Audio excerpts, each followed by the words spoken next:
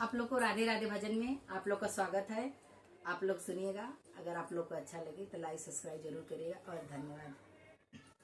कवन सुबह हो तू तो जोड़ा जोग जाने लू। कवन सुबह हो तू तो बड़ा जोग जाने लू। कान का बाली अपने आंचल में छुपावे लू। कान का बाली अपने आंचल में छुपावे लू। कवन दुला के तू तो चोरिया लगावे लू। कवन दुला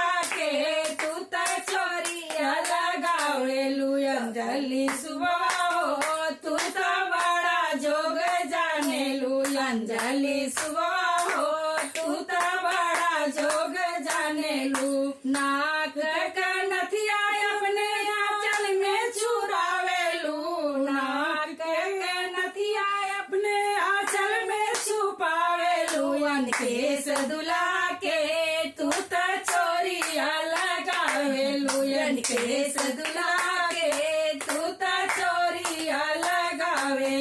अंजलि सुबह हो तू तो बड़ा जोग जाने लू। अंजलि सुबह हो तू तो बड़ा जोग जाने लू। गले का हार अपने आंचल में छुपावे लू। गले का हार अपने आंचल में छुपावे लू। केस दुला के तू तो चोरिया लगावे लू। केस दुला अंजलि सुबह हो तू तो बड़ा जोग जाने लू। अंजलि सुबह हो तू तो बड़ा जोग जाने लू। हाथ का कंगना अपने आंचल में छुपावे लू। हाथ का कंगना अपने आंचल में छुपावे लू। केस दुला के तू तो चोरिया लगावे लू।